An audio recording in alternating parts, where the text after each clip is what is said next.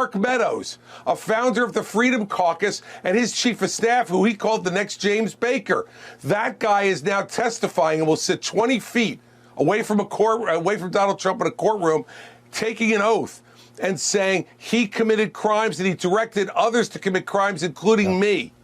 That's what he's going to say. All right. And that's not some woke prosecutor. That's not some group of liberals. That's a guy who founded the Freedom Caucus in the House, a Republican from North Carolina, and his choice for chief of staff. Eric, I'm not a numbers guy. I'm a character guy. And when Mark Meadows gets on that stand, everything I've been saying about Donald Trump that you've been making fun of me about for months is going to wind up being true. This is Eric Bolling getting served a dose of reality on his own show.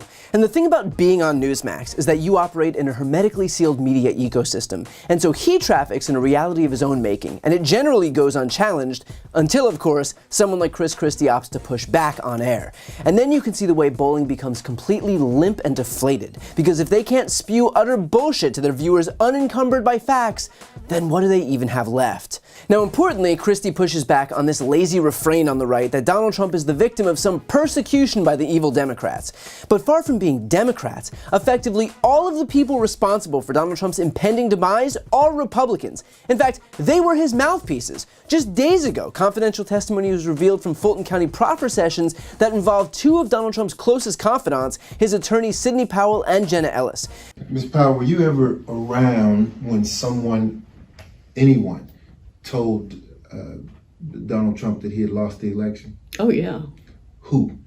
Pat Cipollone, Eric Hirschman, Derek Lyons all thought he'd lost. Was that in the December 18th meeting? Yes. What was President Trump's reaction when, I guess, this cadre of advisors would say you lost? It was like, well, they would say that and then they'd walk out. And he'd go, see, this is what I deal with all the time. And I emphasized to him, I thought that the claims and the ability to challenge the election results was essentially over, because he said to me in a kind of excited tone, well, we don't care and we're not going to leave. And I said, what do you mean? And he said, well, the boss, meaning President Trump, and everyone understood the boss, that's what we all called him. He said the boss is not going to leave under any circumstances. We are just going to stay in power. And I said to him, well, it doesn't quite work that way, you realize. And he said, we don't care. And that's just the tip of the iceberg. Remember, we have endless testimony from the rest of Trump's staff explaining in detail the extent to which he was responsible for his crimes. Your advice was tell people to leave the Capitol, and it took over 2 hours when there were subsequent statements made, tweets put forth, that in your view were insufficient. Did you continue, Mr. Cipollone, throughout the period of time up until 4/17, continue, you and others, to push for a stronger statement? Yes. Were you joined in that effort by Ivanka Trump? Yes. By Eric Hirschman? Yes. By Mark Meadows? Yes. There was an avalanche of all these allegations of fraud that built up over a number of days, and it was like playing whack-a-mole, because something would come out one day and then the next day it would be another issue. Also, I was influenced by the fact that all the early claims that I understood were completely bogus and silly, and usually based on complete misinformation. And so I didn't consider the quality of claims right out of the box to give me any, feeling that there was really substance here. So I set up a lunch with the AP reporter, Mike Balsamo, and I told him at lunch, I made this statement that to date we have not seen fraud on a scale that could have affected a different outcome in the election. And the president was as mad as I've ever seen him, and he was trying to control himself. And the president said, well, this is, killing me. You didn't have to say this. You must have said this because you hate Trump. You hate Trump. And I told him that the stuff that his people were shoveling out to the public was bullshit. I mean, that the claims of fraud were bullshit. And, he was indignant about that.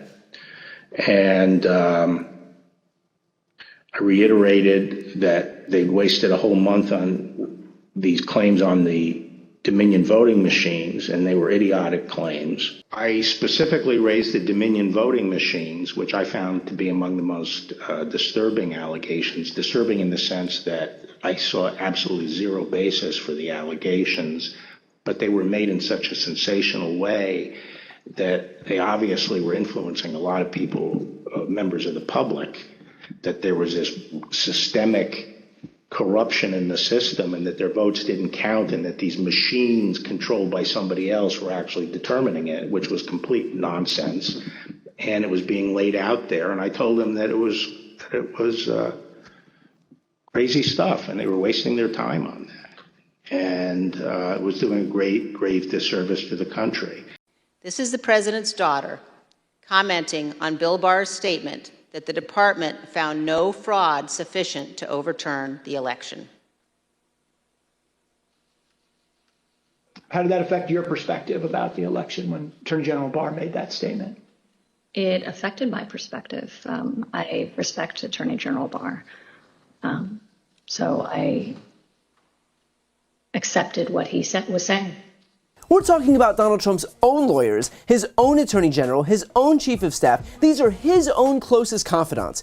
Maybe Eric Bolling is a little confused, but if these are Democrats, then who the hell are the Republicans? And I alluded to this at the top, but this is the danger of having not just a completely bifurcated media ecosystem, but one on the right with no adherence to reality or facts.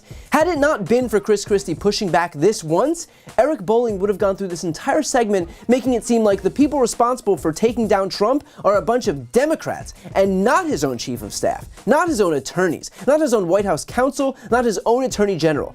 But that's just one segment. Think about how many other segments Eric Bolling does without any pushback. Think about how many other segments all the Newsmax hosts do without any pushback. Ed and OAN, Fox, The Daily Wire. This is why you have so many people who believe Donald Trump's bullshit, because he has an entire media apparatus at his fingertips with zero shame that will gladly do his bidding because their allegiances to their partisan interests far outweigh their allegiances to any modicum of journalistic integrity. So good on Chris Christie for at least offering some fleeting moment of honesty on right-wing media. Although I will say it's a pretty sad commentary on the modern Republican Party that the only way we get someone to tell the truth is if they also have a vested political interest in taking down Donald Trump because they're running against him in the Republican primary. If the GOP is composed of a single person not desperately looking out for themselves and their naked political ambitions, I've yet to see it.